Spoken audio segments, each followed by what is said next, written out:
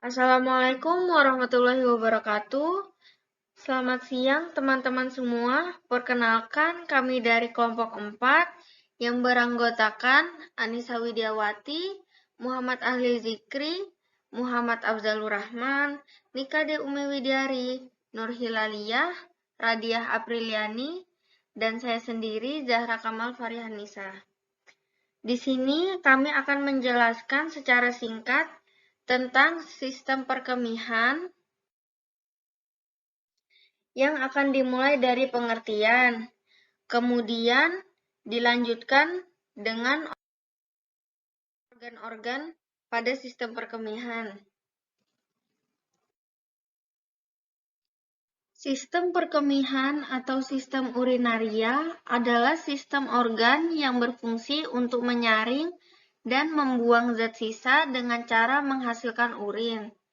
Jika fungsi sistem ini terganggu, limbah dan racun bisa menumpuk di dalam tubuh dan menyebabkan berbagai gangguan kesehatan. Sistem perkemihan adalah sistem organ yang memproduksi, menyimpan, dan mengalirkan urin.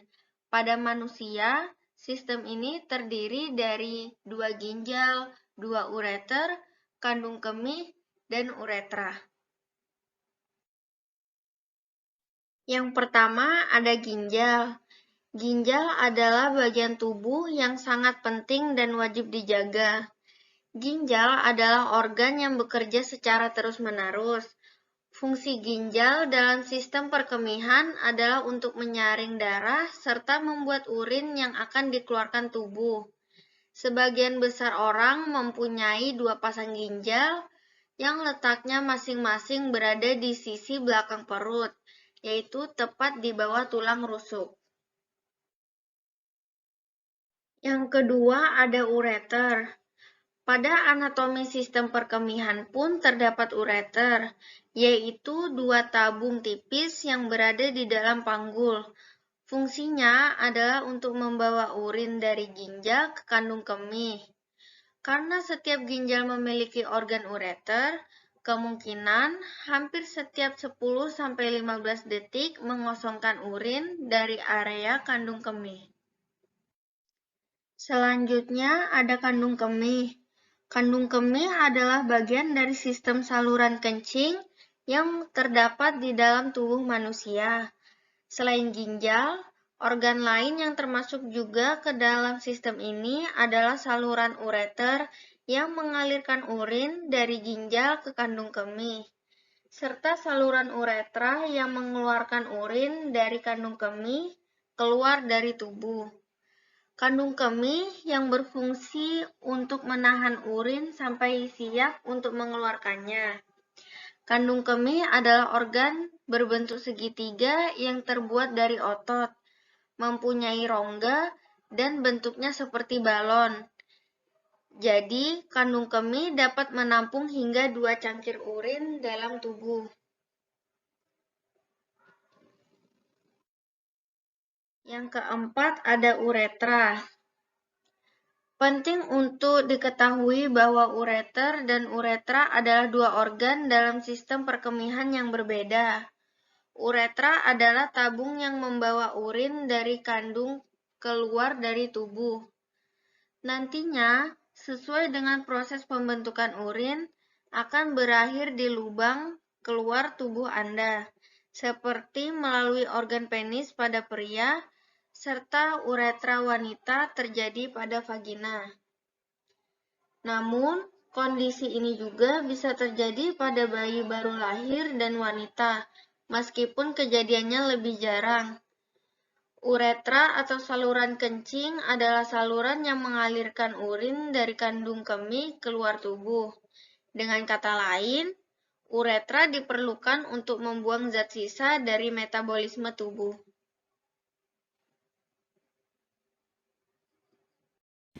Ginjal. Apa itu ginjal?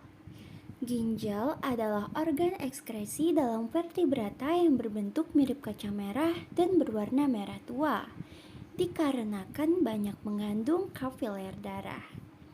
Ginjal berukuran sekitar 10-13 cm atau sebesar kepalan tangan.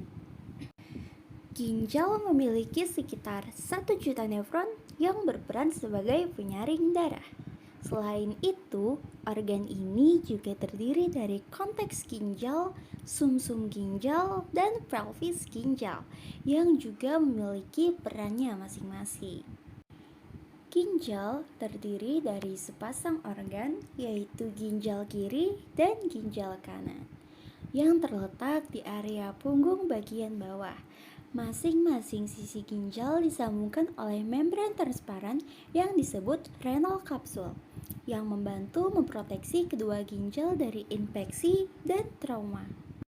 Ginjal menerima darah dari sepasang arteri renalis dan darah keluar lewat vena renalis. Setiap ginjal berhubungan dengan ureter, tabung yang membawa urin keluar ke kandung kemih. Fungsi utama ginjal yaitu menyaring urea dari darah dan membuangnya bersama dengan air dalam bentuk urin. Fungsi-fungsi ginjal: menyaring zat-zat sisa metabolisme dari dalam darah, mempertahankan keseimbangan cairan tubuh, menjaga tekanan osmosis dengan cara mengatur keseimbangan garam-garam dalam tubuh, mempertahankan keseimbangan kadar asam dan basa dari cairan tubuh dengan cara mengeluarkan kelebihan asam atau basa melalui urin, mengeluarkan sisa-sisa metabolisme seperti urea, kreatin, dan amonia, menghasilkan hormon eritropoietin yang berperan dalam membantu pembuatan sel darah merah, mengaktifkan vitamin D untuk memelihara kadar kalsium darah dan kesehatan tulang. Kandung kemih atau vesika urinaria. Kandung kemih atau vesika urinaria termasuk salah satu organ dalam sistem ekskresi manusia yang memiliki fungsi untuk menampung urin sementara sebelum dibuang melalui proses buang air kecil. Kandung kemih merupakan organ yang memiliki bentuk seperti kantong yang disusun oleh otot yang saling beranyaman. Organ ini berada di rongga pelvis di belakang pubis. Normalnya, kandung kemih menyimpan sekitar 500 mili urin. Dalam kondisi kosong, vesika urinaria berbentuk oval menyerupai buah pir dan lokasinya berada di dalam rongga pelvis. Sewaktu berisi urin, maka dinding atas dari vesika urinaria ini akan masuk ke daerah abdomen. Fungsi kandung kemih. Fungsi utama dari kandung kemih ialah untuk menyimpan urin sebelum dikeluarkan melalui proses buang air kecil. Umumnya, kandung kemih hanya menyimpan sekitar 500 mili urin.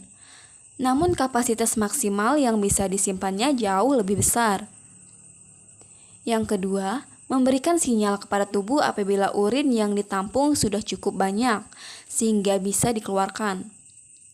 Yang ketiga, membantu proses dalam buang air kecil yakni dengan meregangkan otot-otot detrusor.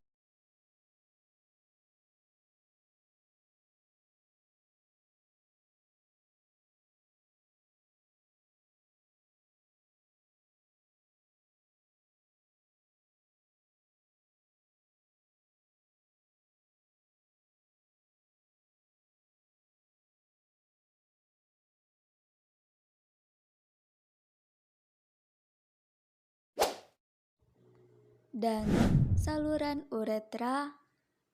Penting untuk teman-teman ketahui bahwa ureter dan uretra adalah dua organ dalam sistem perkemihan yang berbeda. Uretra adalah saluran yang menghubungkan kantong kemih ke lingkungan luar tubuh. Uretra merupakan tabung fibromuskular yang tipis yang dimulai di lubang terendah diafragma dan meluas melalui diafragma pelvis dan urogenital ke bagian luar tubuh yang disebut lubang uretra eksternal. Nah, uretra memiliki dua sfinkter, yaitu yang pertama sfinkter eksterna ada di batas uretra anterior dan posterior yang terdiri dari otot polos yang diatur saraf simpatetik. Dan yang kedua, sfinkter interna terdiri atas otot bergaris yang diatur sistem saraf somatik. Uretra memiliki perbedaan panjang saluran antara uretra pria dengan uretra wanita. Panjang uretra pria dewasa antara 23 sampai 25 cm yang juga berfungsi sebagai saluran reproduksi, sedangkan panjang uretra wanita antara 3 sampai 5 cm. Uretra pada wanita terletak di belakang simfisis pubis miring sedikit ke arah atas. Salurannya dangkal dari orifisium uretra interna sampai ke orifisium uretra eksterna. Mekanisme berkemih. Urin diproduksi oleh ginjal sekitar 1 ml per menit, tetapi dapat bervariasi antara 0,5 sampai 2 ml per menit. Aliran urin masuk ke dalam kandung kemih yang dikontrol oleh gelombang peristaltik yang terjadi setiap 10 sampai 150 detik. Mekanisme proses miksi atau mikturisi atau yang biasa disebut proses berkemih ialah proses di mana kandung kemih mengosongkan dirinya ketika sudah penuh dengan urin. Mikturisi merupakan gerak refleks yang dapat dikendalikan dan dapat ditahan oleh sistem pusat-pusat persyarapan yang lebih tinggi. Gerakannya oleh kontraksi otot abdominal yang menambah tekanan di dalam rongga dan berbagai organ yang menekan kandung kemih dan dapat membantu mengosongkannya.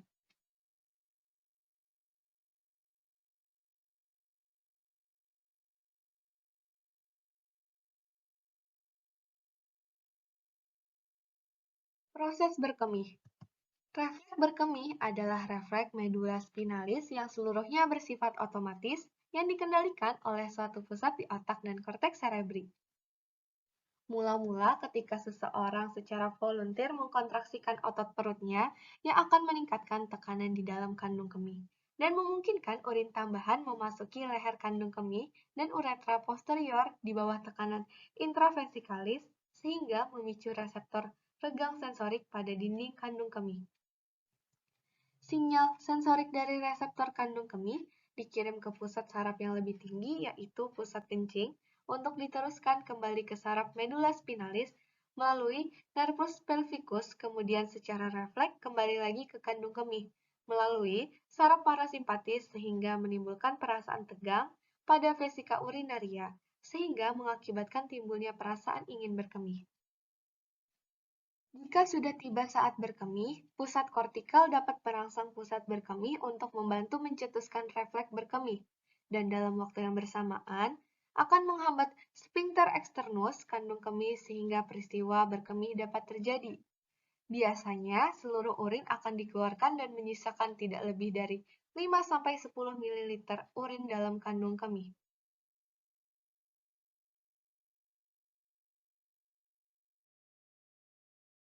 Refleks berkemih adalah refleks medula spinalis yang seluruhnya bersifat otonomik, tetapi dapat dihambat atau dirangsang di otak. Pusat yang lebih tinggi dapat mencegah berkemih.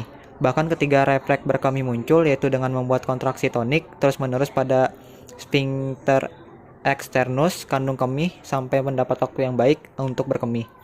Jika sudah tiba saat berkemih, pusat kortikal dapat merangsang pusat berkemih sakral untuk membantu mencetuskan refleks berkemih dan dalam waktu yang bersamaan menghambat sphincter externus kandung kemih sehingga peristiwa berkemih dapat terjadi.